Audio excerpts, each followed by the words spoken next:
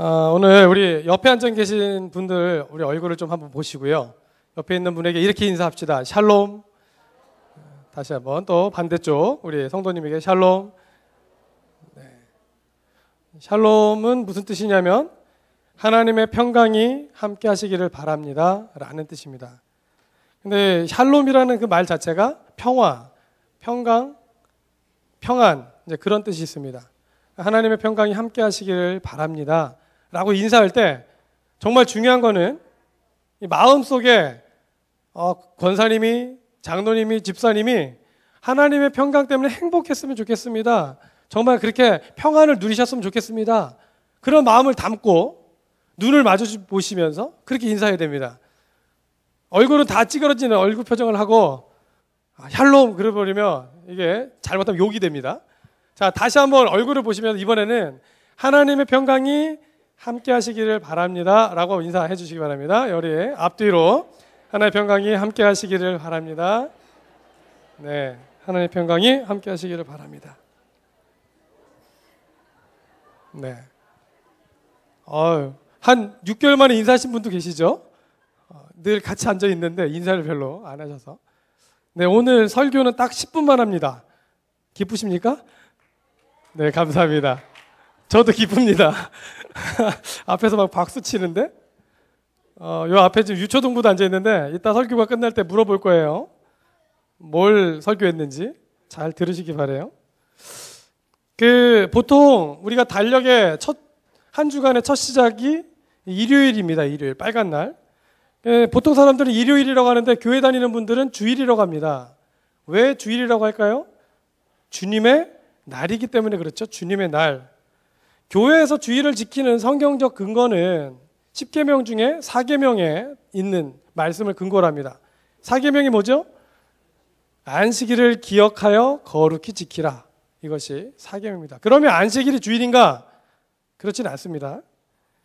안식일은 하나님께서 천지를 창조하실 때 일요일, 월, 화, 수, 목, 금요일까지 6일 동안 창조하시고 7일째 되는 토요일에 그 창조하신 피조물을 보면서 기뻐하시면서 즐거워했던 그 날, 그 파티가 있는 것 같은 그런 날을 우리가 안식일로 그렇게 지키게 되었습니다. 그래서 구약 시대부터 예수님이 공생애를 사시는 그 동안에도 안식일은 토요일이었습니다. 그런데 언제부터 토요일에 예배를 안 드리고 우리가 이제 교회에서는 주일, 일요일에 예배를 드리게 되었을까요? 오늘 본문이 그 예배를 옮긴 샬롬의 주일이 된 그 배경이 담겨있는 시작된 시점을 알려주는 기록입니다. 19절 말씀을 보면 이 제자들이, 예수님을 따르던 제자들이 어느 한 곳에 모여 있는데 굉장히 두렵고 떨리는 마음으로 모여 있었습니다. 이유는 이 제자들이 3일 전에 골고다 언덕에서 예수님이 십자가에 비참하게 죽는 모습을 보았기 때문입니다. 제자들은 너무너무 두렵고 떨리는 마음에 모여 있었습니다. 제자들의 마음에는 이미 믿음은 없었습니다. 앞으로 자신들이 어떻게 살아가야 될지, 과연 어떻게 이 어렵고 이 어려운 이 심란한 이 시간들을 지내야 될지, 그런 것들이 마음속에 근심으로 가득 차 있었습니다. 이제 안식 후 첫날, 그러니까 3일째 되는 날, 예수님이 십자가에 못 박혀 죽으신 지 3일째 되는 날, 이 제자들은 예수님이 죽기 전에 내가 3일 만에 다시 살아나겠다, 부활하겠다 했던 그 말씀은 이미 다 잊어버리고 온전히 마음속에 예수님이 십자가에서 죽으셨던 그 공포스러운, 자신들이 이렇게 믿고 따랐던 그 구세주라고 믿었던 예수님이 죽는 그 모습만 계속 머릿속에 남아 있었습니다. 이때는 무교절 절기가 끝나지 않았기 때문에 예루살렘을 떠날 수도 없었고요. 또 자신들을 이 군인들이 또 혹은 유대인들이 찾고 다닐 거라는 그런 두려움 때문에 집안에서 정말 숨을 죽이고 어떻게 해야 될지 그냥 낭망하고 절망 가운데 그렇게 지내는 시간이었습니다. 이 세상에서 가장 비참한 사람은 누구일까요? 이 세상에서 가장 비참한 사람은 목적을 잊어버린 사람, 그리고 사랑하는 사람을 잊어버린 사람이 가장 비참하다고 생각합니다. 예루살렘의 한 집에 모여있던 이 제자들은 어떤 모습입니까? 자신들이 그렇게 메시아 왕이라고 믿고 따르던 사랑하는 예수님이 죽었습니다. 예수님을 따라다니면서 자신들이 꿈꾸던 그 메시아 왕국의 목적이 사라졌습니다. 그러니까 이 세상에서 가장 비참하고 불쌍한 사람이 바로 이 예루살렘 어느 한 집에 모였었던 이 제자들입니다. 험하고 힘든 세상에 던져진 것 같은 우리 성도님 여러분들은 요즘 어떻게 생활하고 계십니까? 기쁘십니까? 즐거우십니까? 혹은 예수님을 잊어버린 것 같은 그런 방황하고 어려운 시기를 지금 지내고 계십니까? 제자들의 모습과 비슷하다는 생각이 드신다면 잊어버린 것을 찾기 바랍니다. 뭘 찾아야 되는가? 예수님의 약속을 찾아야 됩니다. 예수님의 약속을 기억하시기 바랍니다. 불가능해 보이고 논리적으로는 맞지 않지만 내가 죽었다 다시 살아난다는 그 말씀을 제자들이 믿었다면 두렵거나 떨리지 않았는데 눈에 보이는 십자가에서 죽으신 그 예수님, 정말로 옆구리에 창까지 찔린 그 예수님, 도저히 살아날 수 없는 그 예수님을 바라보았기에 제자들은 믿을 수가 없었습니다.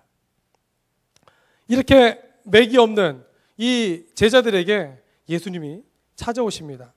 우리 19절과 20절을 다시 한번 읽어보겠습니다. 19절 20절입니다. 시작. 이날 곧 안식 후 첫날 저녁 때에 제자들이 유대인들을 두려워하여 모인 곳에 문들을 닫았더니 예수께서 오사 가운데 서서 이르시되 너에게 평강이 있을지어다. 이 말씀을 하시고 손과 옆구리를 보이시니 제자들이 주를 보고 기뻐하더라. 아멘. 19절과 20절 이 줄 사이 간격은 그렇게 크지 않습니다. 그런데 이 줄 사이에 숨어있는 간격은 엄청납니다. 제자들이 엄청난 마음의 변화가 담겨있고 감정의 변화가 담겨있고 절망 가운데 이제 우리는 죽었다 그렇게 시름에 빠져있던 19절의 제자의 모습은 온데간데 없고 20절에서는 주님을 보고 마음의 기쁨이 넘치는 기쁨만 있는 그런 제자들의 모습을 우리가 읽을 수 있습니다.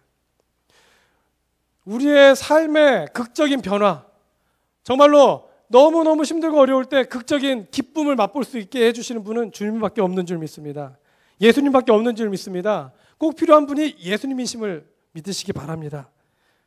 부활하신 예수님을 만난 제자들은 새로운 삶의 의미 그리고 새롭게 살 수 있는 능력을 얻었습니다. 그래서 20절을 보면 제자들이 주를 보고 기뻐하더라 라고 그렇게 기록을 하고 있습니다.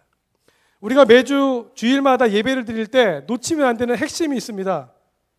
우리 요초동부 잘 들어요. 주일마다 놓치면 안 되는 핵심.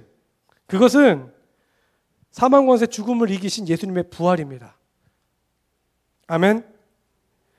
예수님이 부활하셨기 때문에 우리는 더 이상 세상을 두려워할 필요가 없습니다. 예수님이 부활하셨기 때문에 더 이상 우리를 억누르고 우리에게 압력을 가하는, 우리를 위협하는 그런 악의 권세, 악의 세력으로부터 우리가 두려워할 필요가 없는 것입니다. 성도라 할지라도 힘들고 어려울 때가 너무 많습니다. 포기하고 싶을 때도 많고 정말 예수님 말고 다른 방법이 없을까 그렇게 생각할 때도 있습니다. 하지만 주일이 되면 기억하시기 바랍니다. 예수님이 다시 부활하셔서 참 평안을 주신다고 그렇게 말씀하셨습니다. 예수님의 능력이 우리의 것이라고 말씀하셨습니다. 예수님이 제자들에게 나타나서 너희에게 평강이 있을지어다 그렇게 말씀하실 때 이것은 평범한 샬롬, 평범한 인사말이 아니라 죽음을 이기시고 이제 능력을 너에게 주는, 우리에게 능력을 주시는 그런 참 생명 되시고 새로운 생명 되신 예수님의 인사였습니다. 너에게 평강이 있을지어다. 이 말에는 예수님의 능력이 담겨 있습니다. 오늘 득와 성극을 볼 텐데요. 왜 주일에 기뻐하면서 예배 드려야 되는지 우리가 이 성극을 보면서 마음에 새기는 그런 시간이 됐으면 좋겠습니다. 기도하고 마치겠습니다.